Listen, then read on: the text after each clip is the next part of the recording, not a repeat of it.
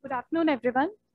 My topic for today is effect of preoperative plasmapheresis on intraoperative hemodynamics in pediatric acute liver failure patients undergoing living donor liver transplant. This is a single-center retrospective study. First is introduction. Acute liver failure, it is a rapidly progressive life-threatening illness, as we know. It has a high mortality rate of 40 to 50%, as it is associated with circulatory dysfunction, cerebral edema, brain herniation, and sepsis, ultimately leading to multi-organ failure. The management strategy that we imply is to restore and preserve the vital organ function and limit the progression of multi-organ failure until either spontaneous liver generation and recovery occurs or a suitable donor becomes available for emergency liver transplant. There are various bridging therapies used. Amongst them, plasmapheresis is one of them. It improves the hemodynamic stability with benefit of removal of circulating endotoxins, vasoactive substances, and inflammatory cytokines like interleukin 8, TNF alpha. This improvement is sustained for 6 to 72 hours amongst the various studies after the plasmapheresis. Therefore, these patients, they have better hemodynamics while undergoing surgery, liver transplant surgery. There is paucity of literature evaluating this effect of plasmapheresis on perioperative hemodynamics in pediatric ALF patients. Hence, our purpose is to see this effect on intraoperative hemodynamics in pediatric patients undergoing living donor liver transplant. Hypothesis is pediatric ALF patients undergoing transplant will have better hemodynamics and decreased requirement of inotropes and vasopressors in the perioperative period.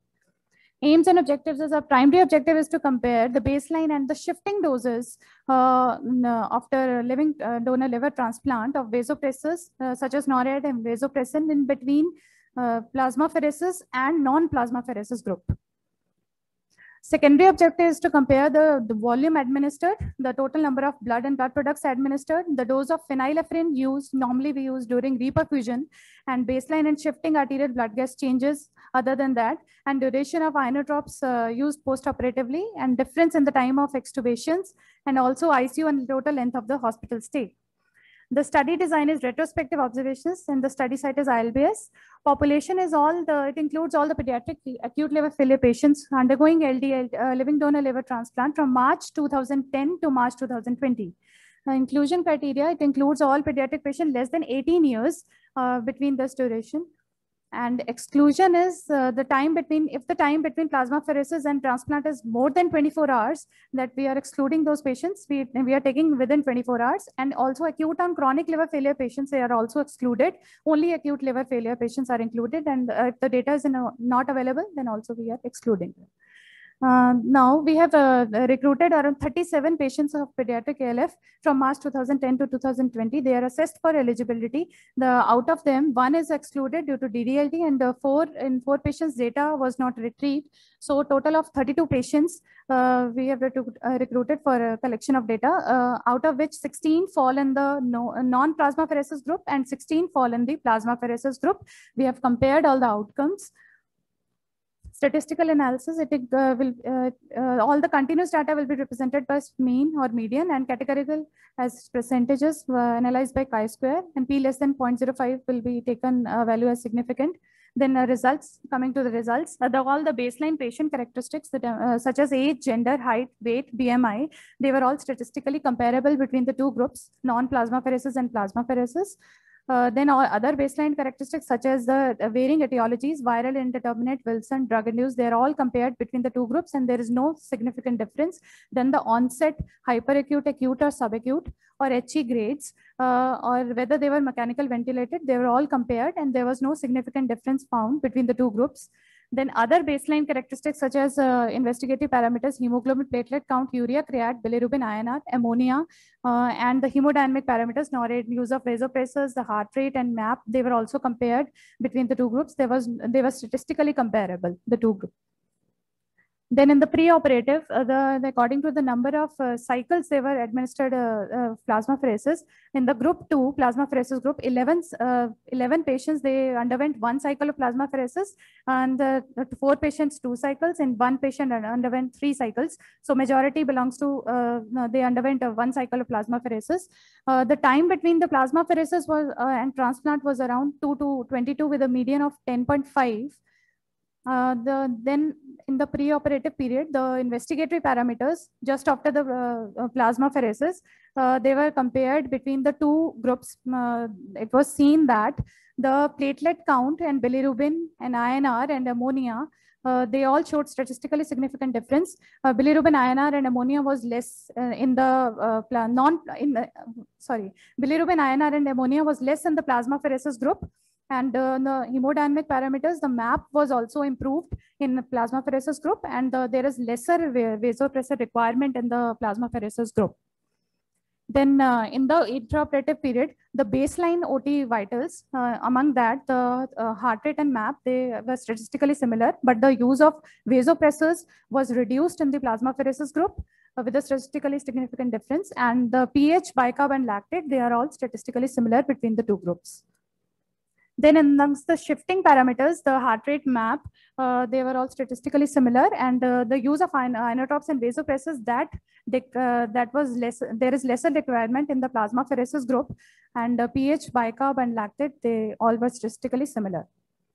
Then in the intraoperative parameters, the volume amongst the volume transfusion, the PRBC, the volume of PRBC administered, that was less in the plasmapheresis group, and the number of patients receiving FFP and STPC, they were also less in the plasmapheresis group, and the blood loss was also less in the plasmapheresis group. So other parameters such as use of phenylephrine during reperfusion, the amount, the GRWR, urine, ascites, cold ischemic time and warm ischemic time and duration, they were all compared, and they were found statistically similar between the 2 groups. Then in the post-op period, the duration of NOR-ADR and vasopressin was noted down, and it was found that the duration was less in the second group, that is the plasmapheresis group, but the ICU stay and hospital stay, that was similar between the 2 groups. And also the 3-month mortality and extubation post-op days, they were evaluated, and among them, the 2 groups were found statistically comparable. So we can say, based on the results, there is lesser requirement of vasopressors in the perioperative period who underwent plasmapheresis within 24 hours before surgery. So we can say that it removes cytokines and inflammatory markers and toxins and vasoactive substances, and also replaces the plasma factors, thus modulating the immune system. There were some varying studies on this in adult ALF, and it was they studied that ALF by Clemson et al. It was found that it was completely a humoral factor that was responsible for. So there was improvement after high volume plasmapheresis, and Patale et al. In 2000 was also found there is decreased requirement, and Versam et al. Found there is increased environment. It didn't significantly affect the vasopressor requirements. So we also found there was a better coagulation profile. So there is lesser requirement of blood and blood products in the plasmapheresis group. We can say it reduced the intraoperative requirement of inotropes and decreased need for blood products during intraop. Yeah, good study, ma'am. I have got few small questions. Yes. Like, this is a retrospective study. Yes. So who decided to administer plasmapheresis and for what indications? And did the 2 groups of children, they were compared for the King's College score or other severity score for ALF? Sir, they was plasmapheresis given just because you were waiting for the donor organ?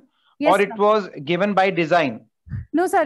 We got the patient assessed by the surgical team, and if the donors are available in time, then the patient was directly shifted without plasmapheresis. But if the donor, if there is delay in availability of donors, then we'll do the plasmapheresis, and depending upon that, we'll plan the sessions also. So it was a communication between both. We did not listen anything regarding the severity of ALF in the 2 groups. Like there was no mention of the baseline INR or King's College score in the two groups. Yes, sir, we assess King's College criterion PEL also, but I haven't collected the data regarding it. So actually, if you really see your data, the advantage was minimal, just two drugs concentration.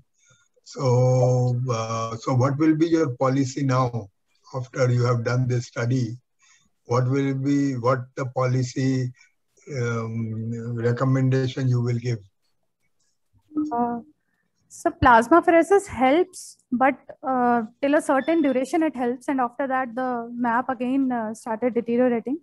So if it was planned within 24 to 48 hours, it helps. Even one cycle helps according to my study, but in other studies, they have seen that one cycle is not sufficient and multiple sessions are required to achieve a sustained map pressures intraoperatively. And there is lesser volume replacement inside OT. So it helps in the early recovery of that patients. But hemodynamically, we can make the patient better.